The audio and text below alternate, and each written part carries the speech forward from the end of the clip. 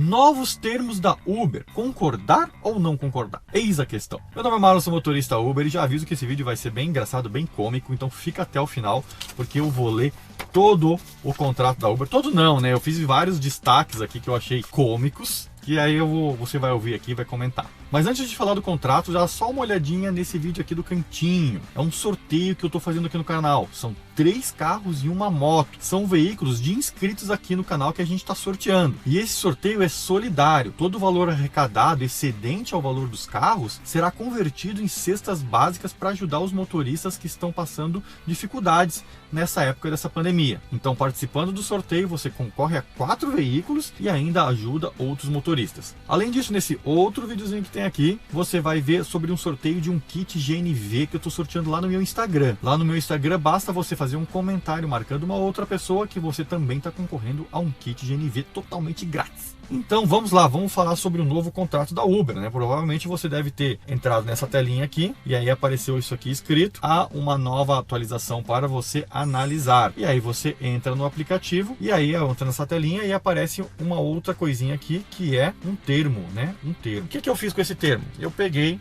e imprimi, discuti até com alguns advogados, fiz alguns comentários e eu vou ler isso aqui. Tá, vou ler alguns detalhes, algumas partes que eu marquei e eu acho que esse vídeo vai ser um pouco engraçado. Primeira coisa, né? Concordar ou não concordar com esses termos. Na verdade, a gente não tem opção. Ou você concorda e continua trabalhando, ou não concorda e não tem aplicativo para você. Você não consegue trabalhar. Então, a minha recomendação é que sim, você concorde, porque não tem o que fazer. E para ser bem sincero, esse contrato também não tem nada de muita novidade que a gente não conheça do como a Uber funciona. Então, eu vou pular logo para o item 2.6, certo?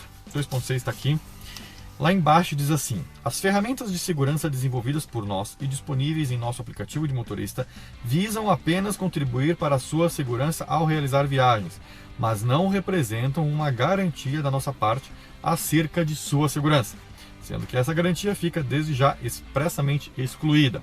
Bom, como sempre, no caso, a Uber ela não garante a nossa segurança, nunca garantiu, né? E aqui no contrato, nesse termo novo, ela deixa isso bem explícito, ou seja, qualquer assalto ou coisa do tipo que aconteça com a gente, a Uber não garante nada, a Uber não se responsabiliza por isso. Isso faz parte dos termos. Claro que tudo isso pode ser questionável na justiça, numa possível ação e tudo mais, mas eu só estou lendo e interpretando o que está aqui. Mas quem já é motorista Uber há bastante tempo já está acostumado com isso, sabe como isso funciona. Agora no item 3, fala sobre os usuários, né? Tem um destaque que eu fiz aqui que é assim, ó: nós não somos responsáveis pelas ações ou omissões de um usuário contra você ou seu veículo. Ou seja, é aquilo que também a gente já conhece.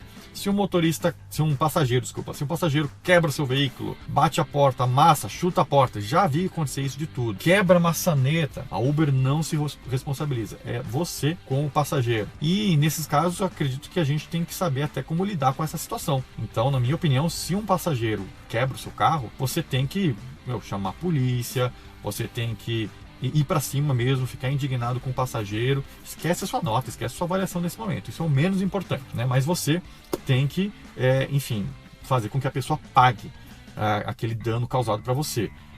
E não conte com a Uber, nunca conte com a Uber para resolver isso, ela está se eximindo disso nesse contrato. Mais uma vez, tudo aquilo que está aqui pode ser questionado na justiça? Pode, você tem todo o direito, né? Até acho que, se dependendo do dano e dependendo se vale a pena, acho que tem que ser questionado sim.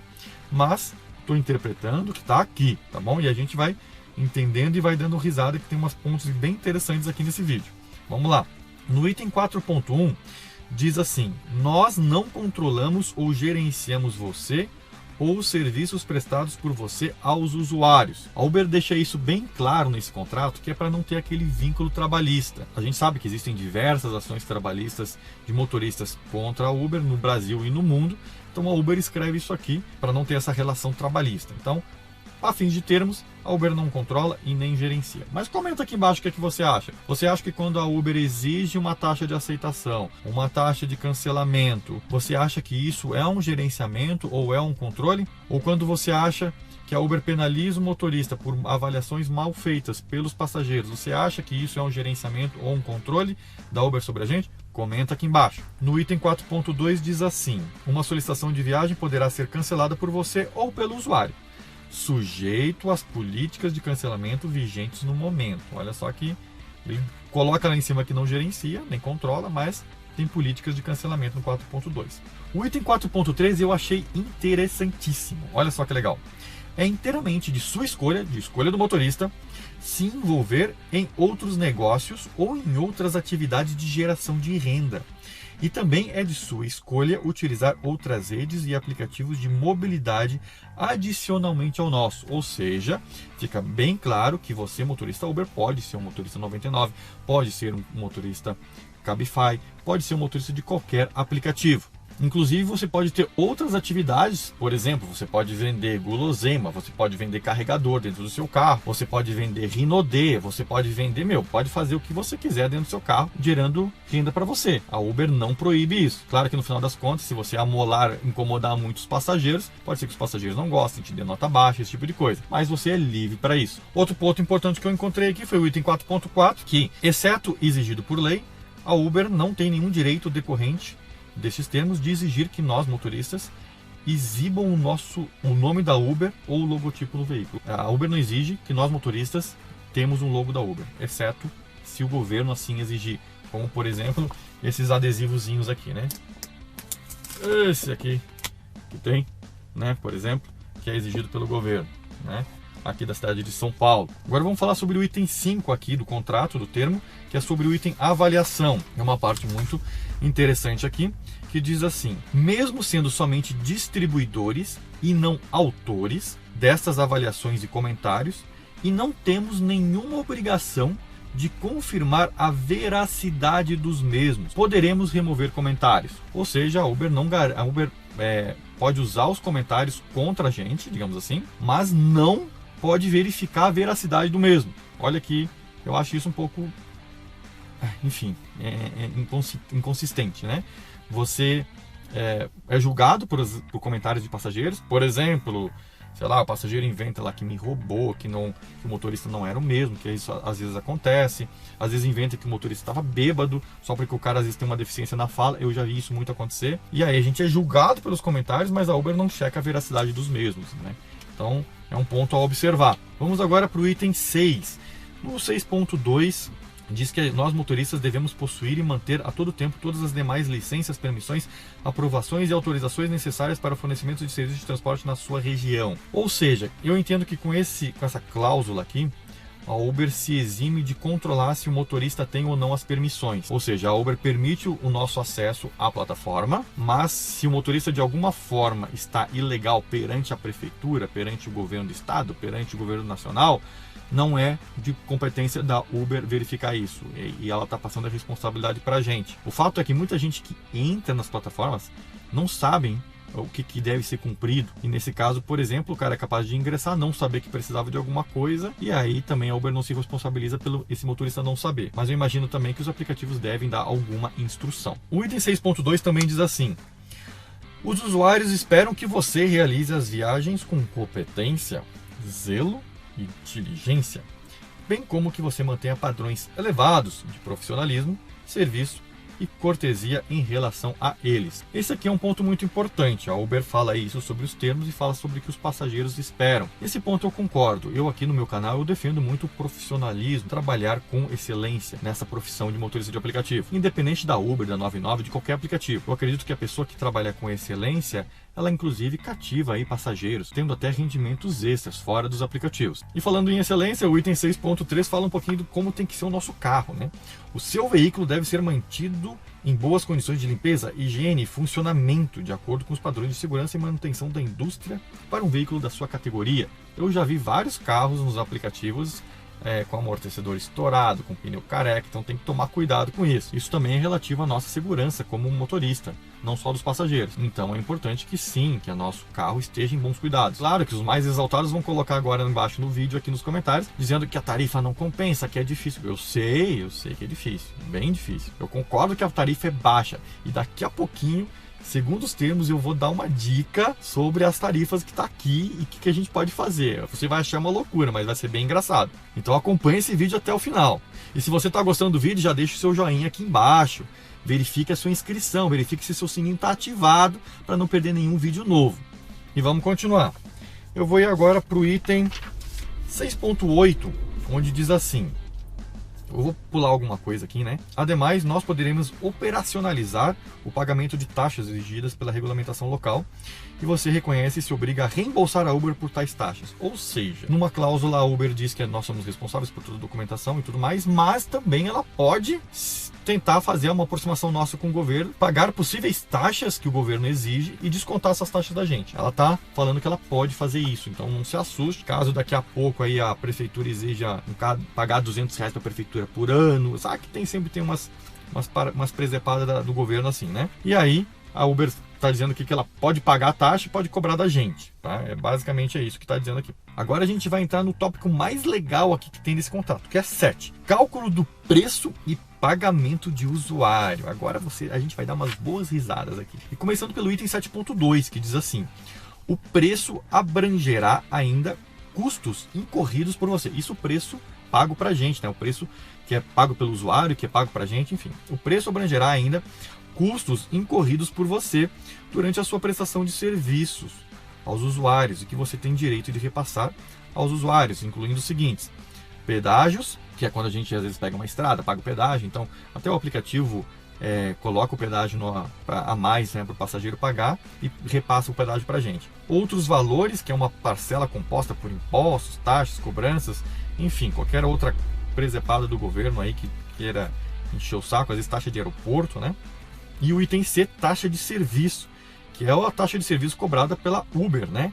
Em razão do uso do nosso aplicativo de motorista.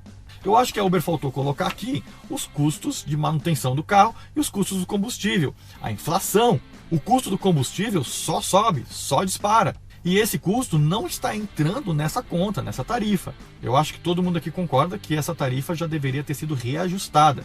Eu nem digo aumento de tarifa, eu digo reajuste. Reajuste por conta da inflação, por conta da alta do combustível. A tarifa de hoje, 2020, é exatamente a mesma tarifa de 2016. Vamos para o item 7.4. Agente de coleta. Olha, a Uber é um agente de coleta. Você nomeia a Uber como seu agente limitado de cobrança do pagamento de usuário, realizado por meio da funcionalidade de processamento de pagamentos. O pagamento de usuário, feito a nós, atua como seu agente limitado de cobrança. Será considerado como se o usuário pagasse diretamente a você.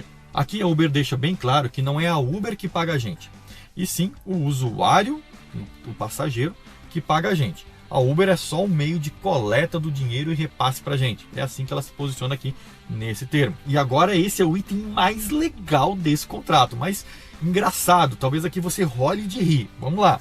7.4.1. Ao aceitar uma viagem, você declara sua concordância em cobrar do usuário o valor recomendado por nós como seu agente limitado de cobrança. Ok. Além disso, você reconhece que o preço é um valor sugerido por nós, no caso a Uber, e que operará como valor padrão. Porém, após o encerramento de uma viagem, você, motorista, tem o direito de cobrar um preço mais baixo ou mais alto. E nós iremos considerar todas essas solicitações suas de boa fé.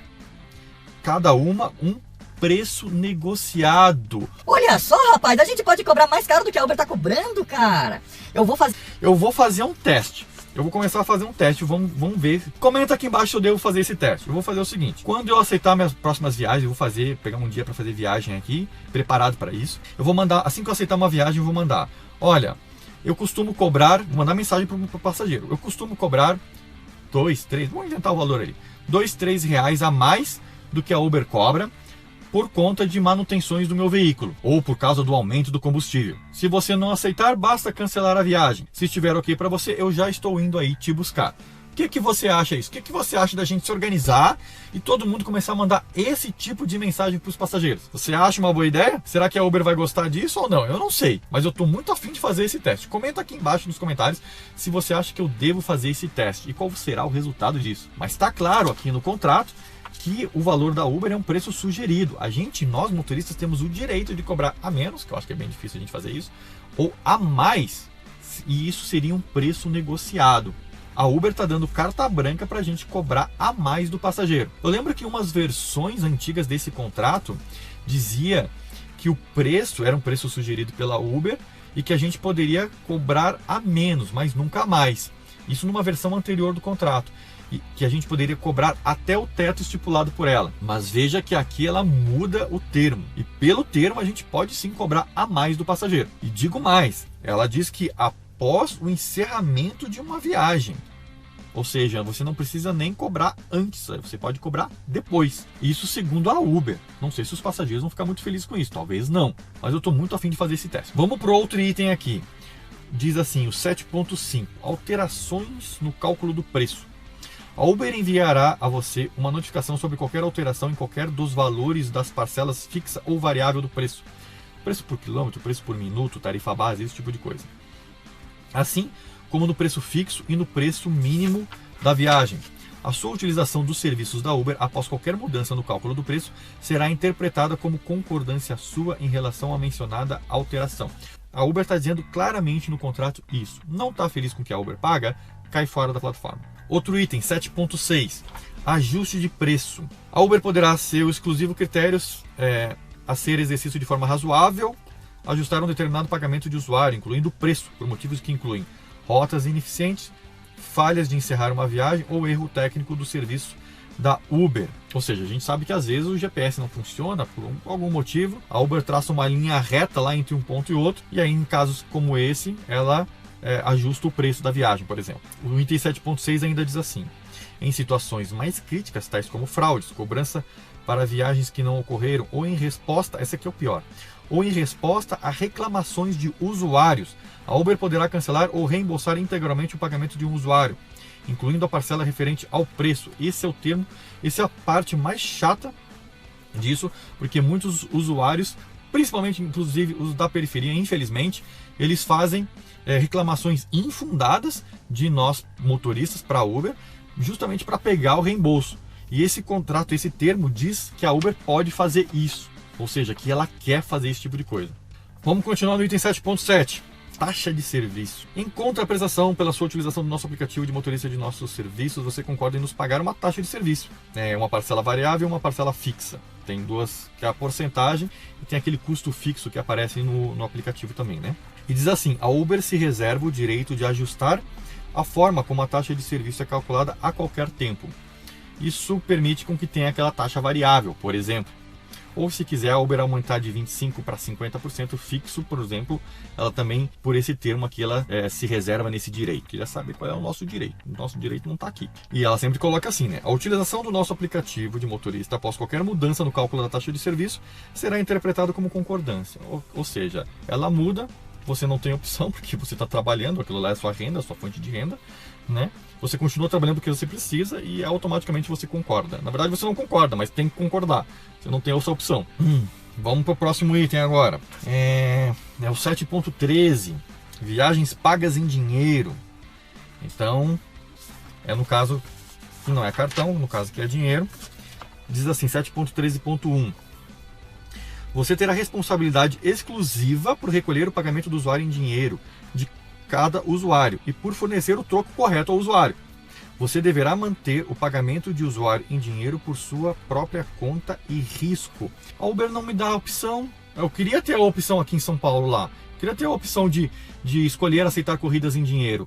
Eu queria ter essa opção, mas eu não tenho. Mas a Uber diz aqui no contrato que você deverá manter o pagamento de usuário em dinheiro por sua própria conta e risco. Mas eu sou obrigado a aceitar. Então o que está acontecendo em São Paulo não está de acordo com isso aqui. Eu sei que tem várias cidades do Brasil que pode aceitar dinheiro ou não, mas aqui em São Paulo atualmente não temos essa opção. O contrato ainda diz assim: você ainda deverá pagar a Uber a respectiva taxa de serviço, mesmo nos pagamentos em dinheiro. Só que é o seguinte, né? No pagamento em cartão, a Uber ainda tem que pagar taxas de cartão. Às vezes é 2, 3, 4, 5%. Eu não sei quanto que a Uber paga. Bem que ela poderia dar um descontinho na taxa de serviço quando fosse em dinheiro, você não acha? Eu acho que a gente deveria pagar menos taxa de serviço quando o pagamento fosse em dinheiro. 7.14.4. A Uber se reserva o direito de encerrar sua conta caso você mantenha qualquer débito ou dívida perante a Uber por prazo superior a uma semana. Muito cuidado com aquelas pessoas que fazem muitas corridas em dinheiro. Tem gente que opta por fazer corrida em dinheiro para poder ter dinheiro, para poder às vezes pagar alguma dívida que tem. E aí a pessoa recusa um monte de viagem em cartão, só faz em dinheiro. O problema é que quando você faz muitas viagens em dinheiro, você acaba devendo a taxa de serviço para a Uber. A Uber costuma mandar um boleto para você. Eu já vi gente devendo mais de R$1.000 só em taxa de serviço para a Uber. Em casos assim que você não pagar esse boleto, a Uber pode bloquear a sua conta. Aí é fogo, né? Porque bloqueando, aí sim mesmo que você não consegue pagar o que você deve da taxa de serviço. Prazo de rescisão, item 12. Os presentes termos terão início na data em que forem aceitos por você e permanecerão em vigor até que sejam extintos por você ou por nós. Você poderá rescindir os presentes termos a qualquer momento. A rescisão poderá ser exercida por nós imediatamente por descumprimento destes termos, da política de desativação ou do código de conduta da Uber. São outros dois documentos que a gente não vai ver nesse vídeo. Item 13, privacidade. A Uber poderá coletar, acessar, transferir, compartilhar e de outras formas tratar dados pessoais fornecidos por você ou gerados quando você criar uma conta de motorista para utilizar. Ou seja, a Uber fica nos monitorando e pode fazer o que quiser com os nossos dados. A Uber é controladora de dados pessoais coletados em conexão com o seu uso do nosso aplicativo.